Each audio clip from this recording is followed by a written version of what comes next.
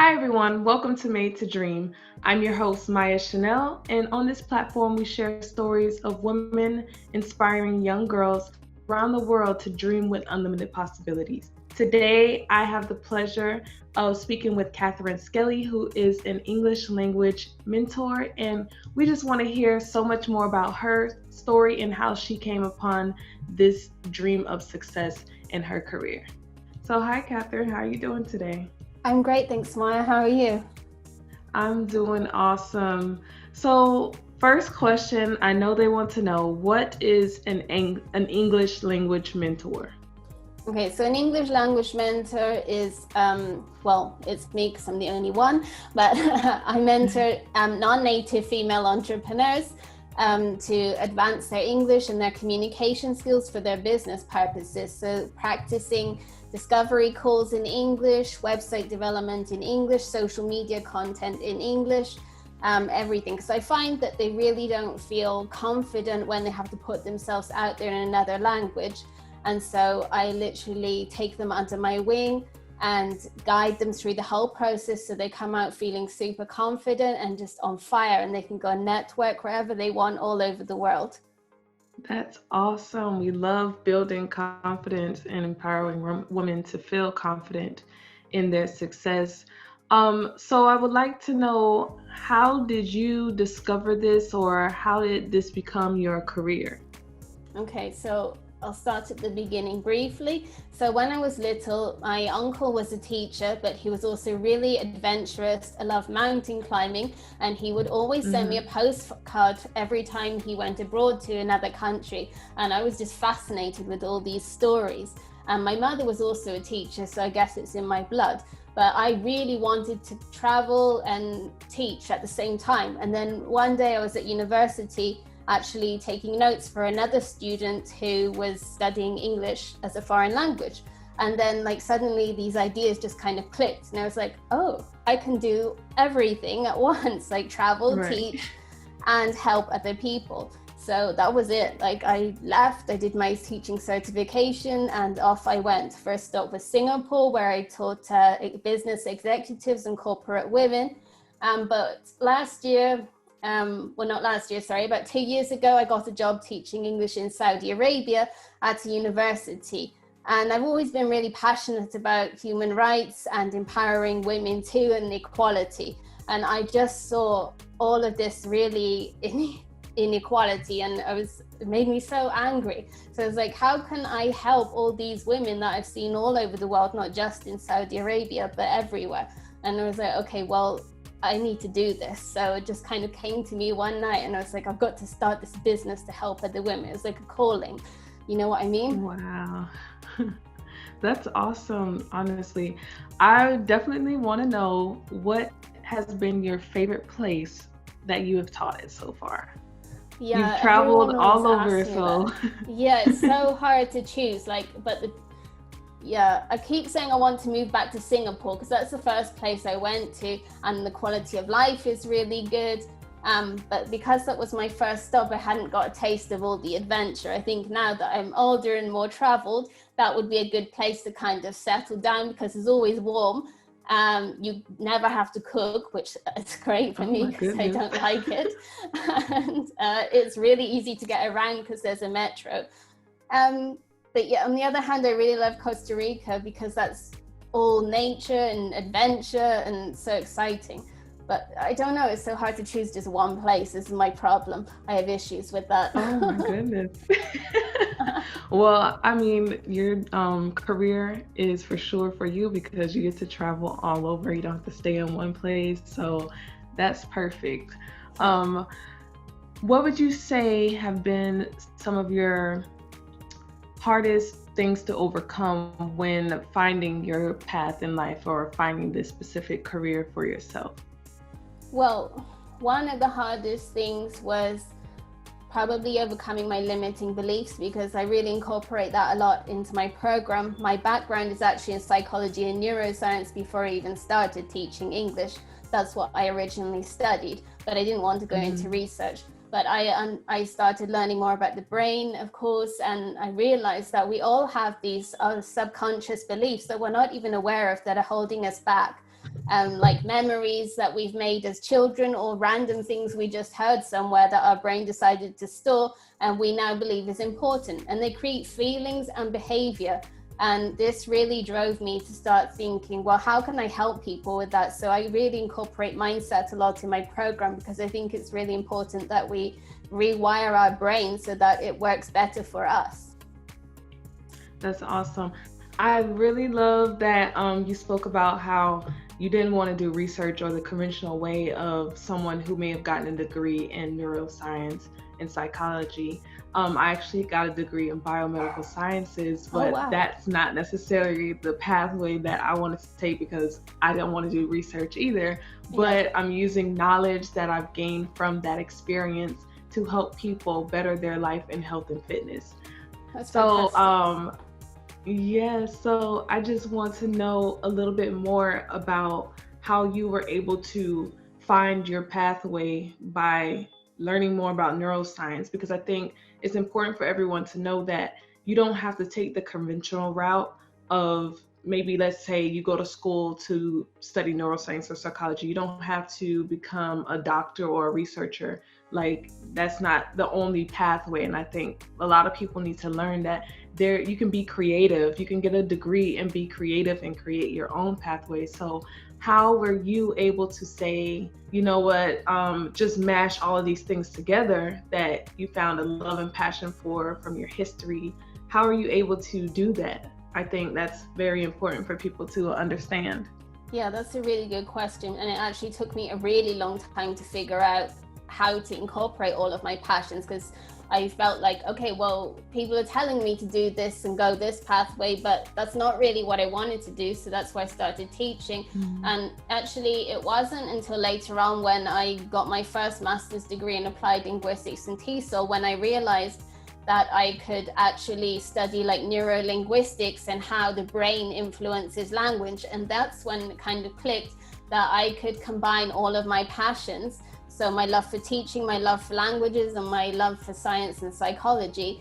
And a couple years ago, I moved back to Spain, and I took a sabbatical, and I was renovating my apartment, and I got super creative, and suddenly all of these ideas just started coming to me. So I think if you are thinking about getting creative, or you want to start your own business, or you're like stuck and can't come up with new ideas, one of the best things I can recommend is taking a break and just getting back in touch with yourself, like thinking about what it is you are really passionate about or interested in, and hopefully some kind of idea might just come to you. The best ideas I find come to me when I'm completely disconnected and, let's say, a bit bored.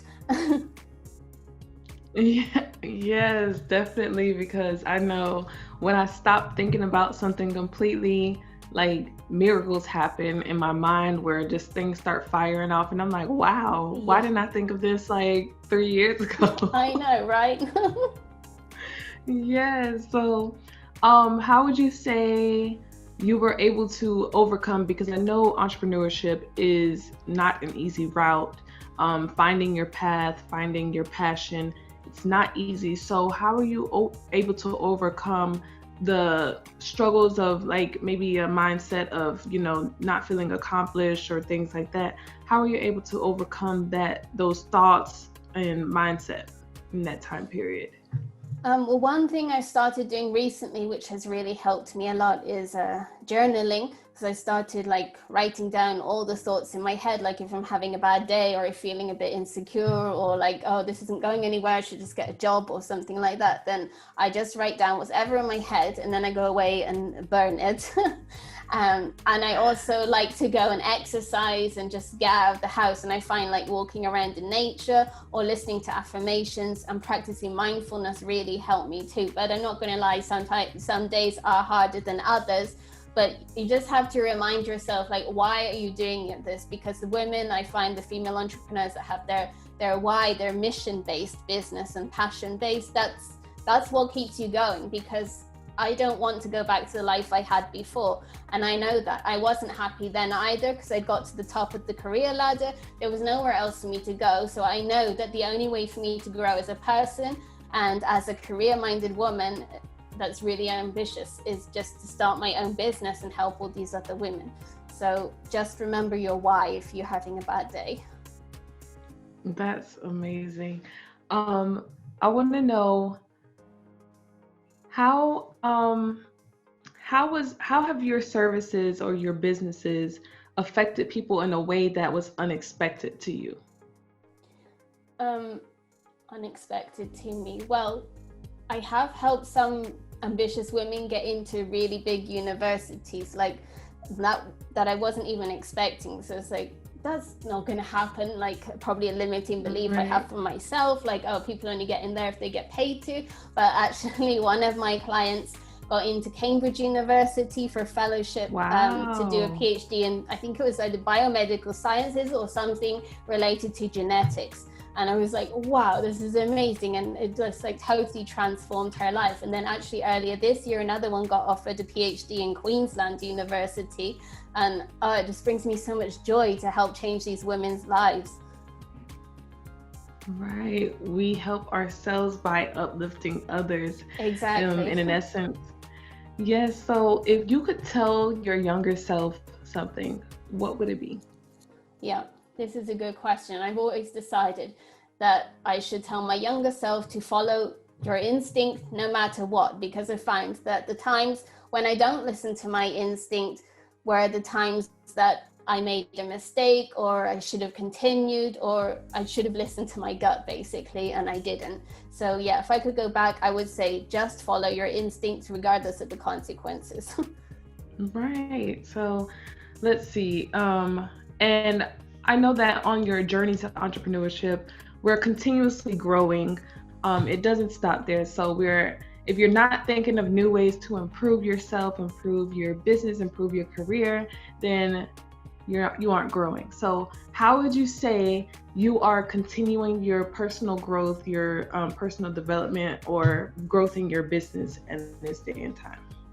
Yeah, that's a great question too. I mean, I think I'm like addicted to self-development and growing my business. One of my biggest problems is that I actually work too much and I can't stop myself. So that's one thing that I'm working on at the moment. Yes. Because it's like our passion. We love what we do, so we can't stop. It's fun to us. Exactly.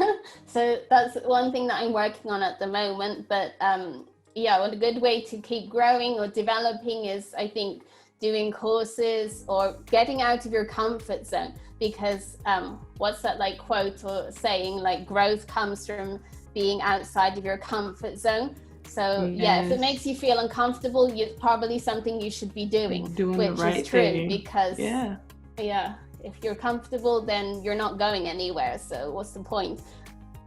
At all. So what else would you like for us to know about you or the career or business path that you've chosen? Just let us know a little bit more to inspire women to dream out of the box and just shoot for their wildest dreams. Yeah, so I think if you have a business idea or you're thinking about something that you want to do, or you just want more out of your life, I say go for it. I mean, I know it's not easy, but there's always a starting point that can be made for every single person, no matter how small it is.